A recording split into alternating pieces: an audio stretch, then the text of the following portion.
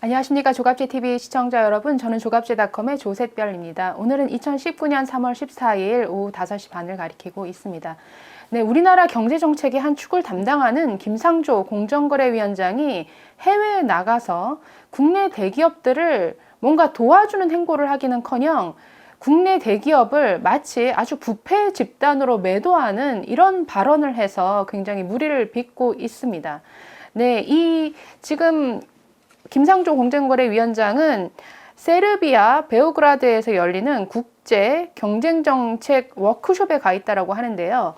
문제가 된 발언은 거기서 이분이 한 기조연설에 담긴 내용입니다. 기조연설을 하기 전에 사전 자료가 배포가 됐는데 그 배포된 내용을 읽고 모든 언론사들이 정말 깜짝 놀라서 여러 사설로 또 여러 기사로 지금 보도한 바가 있습니다. 네, 거기서 어떻게 발언을 했느냐, 이런 발언이 있습니다. 재벌 3세는 사익 추구 행위를 통한 기득권 유지에만 몰두해 경제의 역동성과 발전을 저해하고 있다. 네, 이뿐만이 아니라 재벌들은 관료와 정치인을 포획하고 언론을 장악하는 등 사회적 병리 현상으로 확대되고 있다는 말도 했습니다. 아니, 이게 지금 어느 시대 얘기를 하는 건가요? 지금 재벌들이 뭐 대한민국을 다 장악해서 좌지우지하고 있다. 무슨 정경유착의 아주 부패한 나라처럼 지금 이 공정거래위원장이 이런 발언을, 그것도 국내도 아닌 해외에 나가서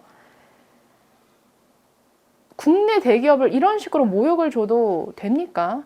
지금 포획, 장악이라는 굉장히 주관적인, 정말 적의가 느껴지는 이런 표현을 쓰고 있죠. 네, 장관급 인사가 어떤 한국 경제와 기업을 폄훼하는 이런 발언을 하고 있는데, 이 말대로라면 정말 국내 대기업들은 그야말로 사회 악 수준이죠. 그런데 이 김상조 위원장의 이런 어떤 대기업에 대한 왜곡된 편견은 한두 번이 아닙니다. 자, 2017년에는 어떤 일이 있었느냐? 확대 경제장관 회의에 지각을 했는데 그 지각한 이유에 대해서 이렇게 말을 했습니다. 재벌들을 혼내주고 오느라 늦었다라고 이렇게 말을 한 바 있습니다. 그래서 이 말을 참 듣기가 민망했는지 그 당시 김동연 부총리 겸 기획재정부 장관은 그런 말씀을 하시면 안 된다라고 말릴 정도였습니다. 그 2달 전에는 이혜진 네이버 창업자를 가리켜서 미국의 스티브 잡스와 비교하면서 미래 비전을 제시하지 못했다라고 깎아내렸습니다.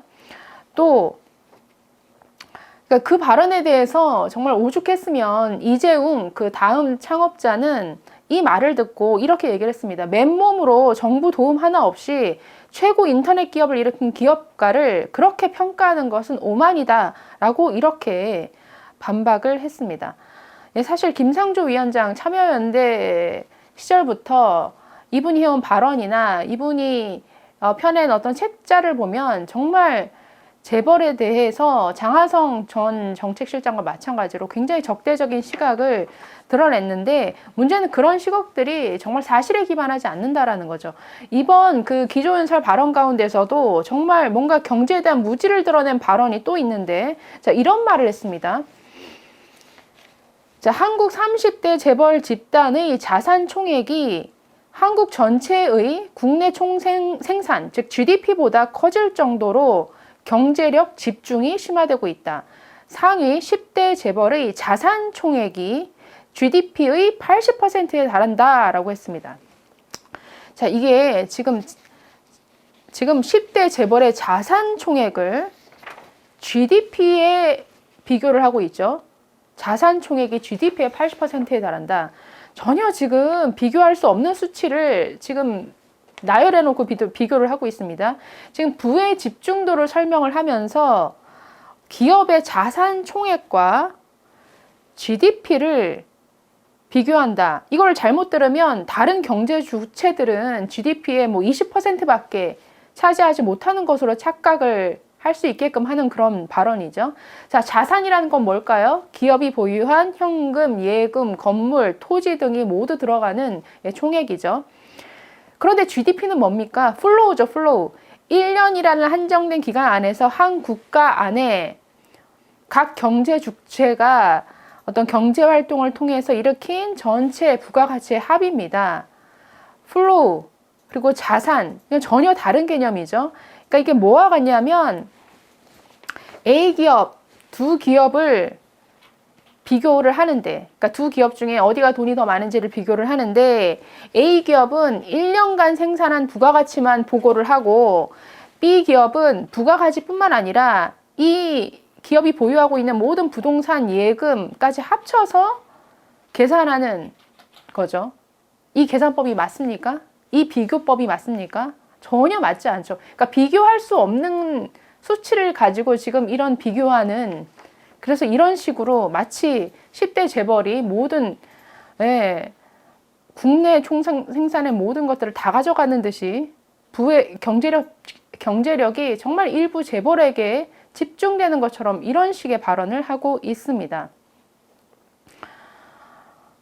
이게 참 경제학을 공부했다라는 장관이 어떻게 이런 무지를 좀 드러내고 있는 것인지. 자, 올해 전체 가구 총 자산 9,884조 원 정도라고 하는데요. 국내 전체 가구의 총 자산이 9,884조다. 한국 GDP의 지금 600%나 되는 규모입니다. 하지만 이걸 보고 보통 이렇게 얘기하진 않죠. 한국 전체 가구가 전체 가구의 자산이 GDP의 6배나 될 정도로 다들 잘 사는구나, 부자구나 라고 할 사람은 없는 거죠. 그러니까 이건 말이 안 되는 수치를 가지고 지금 이렇게 해외에서 잘못된 수치를 가지고 재벌을 비판하고 있다라는 게 참 낯뜨겁습니다. 자, 이런 발언 정말 재벌이 저는 정말 묻고 싶네요. 이렇게 재벌이 그동안 우리 이 대한민국에 기여한 만큼 김상조 공정거래위원장은 얼마나 우리 나라에 기여를 해왔는지. 자, 또 다른 발언도 있었습니다. 고용 효과에 대해서 이분이 또 발언을 했는데 10대 그룹에 직접 고용된 인력이 94만 명으로 전체 3.5%에 불과하다라고 비난을 했습니다. 즉 재벌들의 어떤 성장이 경제 전체 발전으로 이어지지 않고 있다라고 하면서 든 수치가 고용인데 이것도 잘못됐죠. 10대 재벌, 제조업의 고용이 국내에서만 이루어집니까? 아니죠. 글로벌 무대에서 지금 경쟁하고 뛰고 있는 삼성, 현대와 같은 이런 그룹들 고용을 국내에서만 하는 것 아니죠. 베트남에서도 하고 중국에서도 하고 미국에서도 합니다. 그렇기 때문에 이런 단수 국내 수치를 가지고 정말 국내 경제 발전에 별 도움을 주지 않고 있다라는 식으로 이렇게 발언하는 것은 정말 잘못된 발언이죠. 직접 고용뿐만이 아니라 이 삼성, 현대와 같은 10대 그룹은 수만 개의 협력업체를 거느리고 있습니다. 거기에서 창출되는 고용, 유발 효과 얼마나 큽니까? 정말 거대한 산업 생태계를 구축하고 있죠. 10대 그룹뿐만 아니라 30대 그룹이 직접, 그러니까 30대 그룹과 직간접적으로 어떤 연결된 인력은 거의 1,000만 명에 이른다라고 합니다. 그러니까 전체 국민 5천만 명 중에 약 20%가 이 30대 그룹과 연관돼서 생계를 이어가고 있는데, 국내에 도움을 주지 않고 있다고요? 네, 국민소득 3만 달러 시대, 세계 수출 7위 국가 30대 그룹의 수출이 결정적이었죠. 또 낙수 효과가 없다라고 계속 이렇게 주장을 해오는데 아닙니다. 중소기업, 중견기업, 자영업자들 또 모든 국민들은 이런 삼성, 현대 자동차가 생산해내는 이런 매출, 수익 증대의 과실을 같이 우리가 먹고 있는 것이죠. 네. 이런 김상조, 장하성 같은 분들은 대기업의 이런 고용 효과, 대기업의 이런 영향은 부정하면서 마치 중소기업이 한국 경제를 주도하는 것처럼 주도해야 된다라고 이렇게 설파를 하고 있는데 대기업이 없으면 중소기업이 존재할 수 있었을까요? 대기업이 있었기 때문에 여러 협력사들뿐만 아니라 거기에 파생해서 계속 수요가 생기는 수요가 생겨나고 거기에 따른 중소기업들이 같이 형성되어 나가는 것이죠. 같이 동반 발전하는 것이죠. 지금 당장 한국 GM이 철수했을 때 지금 군산 어떻습니까, 상황이. 또 조선업, 자동차 산업 불황으로 그 지역 경제가 얼마나 위축되어 가고 있습니까? 그걸 보면은 이 대기업이 우리나라에 미치는 이 영향, 그리고 고용 효과, 여러 가지 산업 전반에 미치는 효과들은 너무나 크다라는 것을 알 수가 있죠. 네, 뭐 뿐만 아니라 마치 대기업이 중소기업의 어떤 뭐 이익을 착취해 간다는 식의 그런 시각을 계속 견지하고 있는데 정말 잘못된 시각입니다. 네, 우리나라 그 대기업들 삼성, 뭐 예를 들어서 삼성, 현대자동차, 미국의 애플사에 비교하면 정말 천사죠, 천사. 왜 그러느냐? 삼성 협력사들의 영업이익률을 보면은 정말 1차 협력사들 중에 영업이익률이 높은 데는 약 한 18%가 넘습니다. 영업이익률이. 아무리 낮아도 약 5% 수준입니다. 이에 비해서 미국 애플사들의 1차 협력사, 2차 협력사들 영업이익률 2%도 채 안 됩니다. 여기에 이런 삼성을 가리켜서 정말 하청업체들을 쥐어짠다, 착취한다라는 식의 표현을 하면서 매도하는 이런 김상조 위원장과 장하성 정책실장들의 이러한 편견, 정말 문제입니다. 10대 그룹 총수들 김상조 위원장보다 수백 배, 수천 배는 한국 경제를 위해서 또 정말 경쟁력에서 우위를 선점하기 위해서 전 세계를 순회하면서 사실은 뛰고 있죠. 헌신하고 있죠. 네, 이병철 삼성 회장이 반도체에 그 투자를 결정한 때가 73세 때라고 합니다. 그 당시 삼성이 반도체에 산업을 시작하겠다라고 했을 때 전부 반대를 했다라고 합니다. 삼성 그 사장단은 물론 반도체 전문가 등이 모두가 반대를 했는데, 왜냐하면 막대한 투자가 수반이 되고요. 또 뭐 생산 공정 한 라인을 만드는데 당시 1조 원 상당이 소요될 뿐만이 아니라 뭐 반도체 산업 기술상 워낙에 기술 진보 속도가 빠르고 그에 비해서 제품의 수명은 너무나 짧은 것이죠. 또 이미 세계 시장을 지배하고 있던 미국의 뭐 마이크론사라든지 일본의 도시바, 이런 거대 기업들이 이미 차지하고 있었습니다. 그래서 자본, 기술, 영업력 이런 면에서 정말 비교될 수가 없는 상황에서 이 분야에 뛰어든다라고 하니까 모두가 만류를 했다라는 거죠. 그럼에도 불구하고 이병철 회장은 정말 삼성그룹 전체의 운명을 건 도전을 감행을 했습니다. 73세 때. 그러니까 그룹의 어떤 도약을 위해서는 정말 일대의 정말 리스크 테이킹을 하지 않을 수 없다라는 그런 과감한 결단을 내린 것이죠.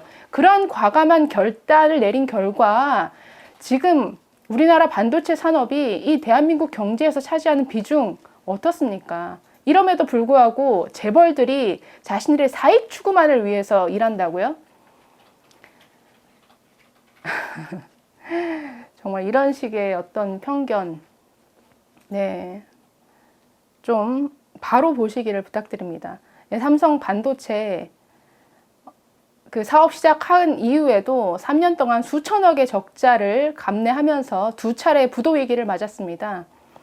삼성 반도체가 어느 정도 안정권에 접어들기까지 2차례 부도 위기를 맞았는데, 뭐 업계 예상과는 달리 아주 빠르게 64K DRAM 그 반도체 이제 생산에 성공하자 가격 덤핑으로 정말 삼성 죽이기에 나섰죠. 그때 그 부도 위기를 넘길 수 있었던 것도 재벌이라는 구조가 있었기 때문에 가능했습니다.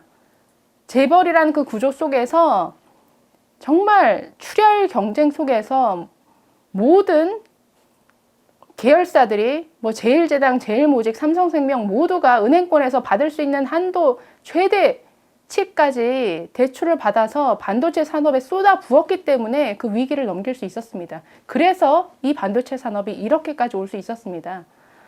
무조건 비판만 할 것이 아니라 정말 이 대한민국 경제를 이만큼의 수준으로 이끌어온 그러한 기업가들, 그리고 이 대한민국을 이 정도 수준까지 발전시켜온 선배 세대들에 대한 고마움을 김상조 공정거래위원장 뿐만 아니라 문재인 정부는 좀 가지기를 부탁드립니다. 네, 감사합니다.